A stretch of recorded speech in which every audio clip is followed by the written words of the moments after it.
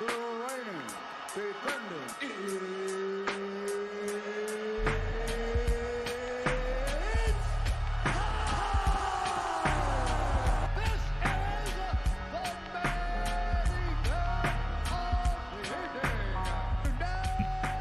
it was another respected performance from Canelo, and then I don't know, everybody's talking about how he's still dodging Benavidez, but he himself made the point a couple of months ago or weeks ago, whenever I saw it in an interview, of saying that no matter who he fights, there's always going to be somebody else that they want him to fight.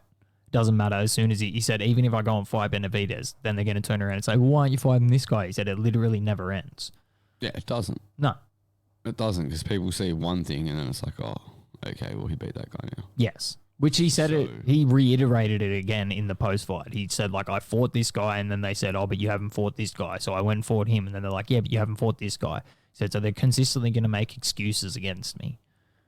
Like, the only person where it's valid to make, like, an excuse, well, not even excuse, but, like, question Canelo is Triple G. Because, yes, he ended up fighting him, but he never fought Triple G when we all wanted it.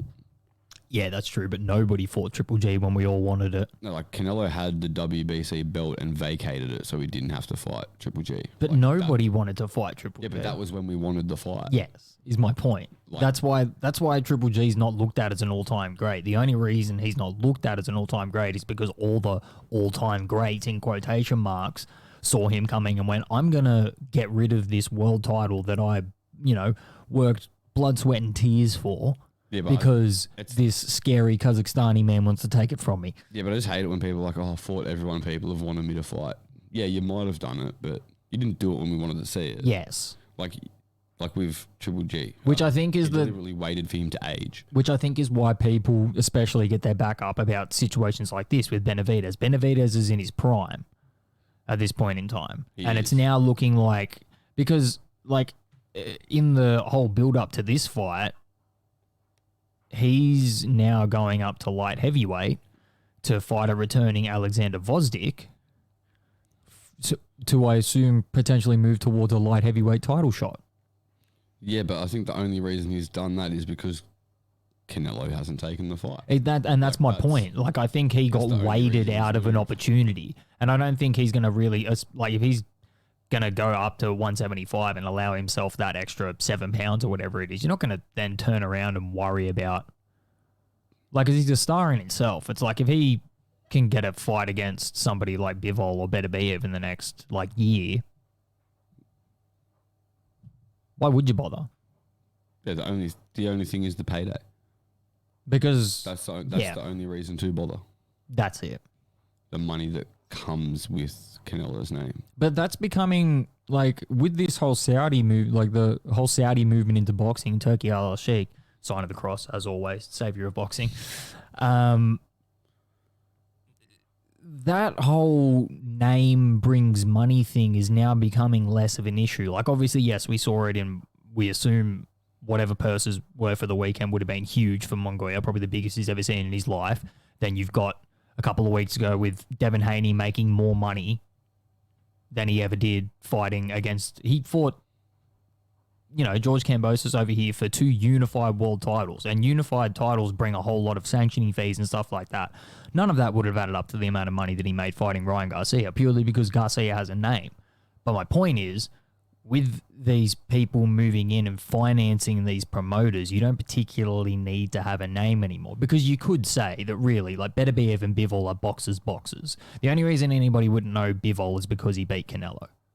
Yeah, but my point, like, if you're, like, if you can get the Saudis backing on a Canelo fight. Oh, ridiculous. Like, I'm not saying that's the only place where it lies. I'm not saying that names don't still hold weight, but it's becoming easier for people to make money without a name, is my point. Do you agree or disagree? I agree, but like it has to be a fight we all want to see. That's the reason. Like, Turki al-Sheikh's making those fights, like a Beterbiev Bivol. Yeah, like he's paying the money that's worth it. So the money that he's going to throw at Benavidez and Canelo to see that fight would be worth Benavidez taking the step back. But would potentially be detrimental to him because now he's going to go to 175. Where he's got a lot more freedom for somebody of his size. I don't know how he makes it to 168. He's massive. Me either, but once he goes to 175, if he has 2-3 fights there, and then Canelo calls for the fight, you're weight draining that man hard. Yes. Like, because now he's acclimated to being at 175. His body wouldn't have cut back past it in at least 12 months. Yeah. So, like, that to me is like Canelo holding it out and then, like, it's like a secret, well, a subliminal fucking rehydration clause potentially. Because not a rehydration clause, but you're making him cut that extra 7 pounds. I think, honestly, in Benavidez, Canelo sees a more aggressive Bivol. So in his eyes, he goes, why the fuck am I going to go through with that? Yeah, like, I'm pretty sure this guy's going to beat me. Yeah, we know he's not going to, and he's not going to go to 175. He's already said the only reason he's going to go to 175 is to rematch Bivol. That's it. Yeah.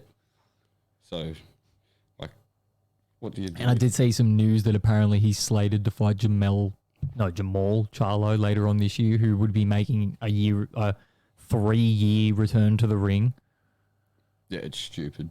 Yeah, I don't, like, nobody gives a fuck about this whole, like, oh, avenging my sibling, like, storyline, because, like, neither of you are relevant. So, and, like, is that Charlo even at 168? Is he the champion at 160? He's a champion at 160, but he's moved to 168. But for some reason, he still holds that title at 160, I believe. Yeah, I don't know. Like, it's not a fight that we need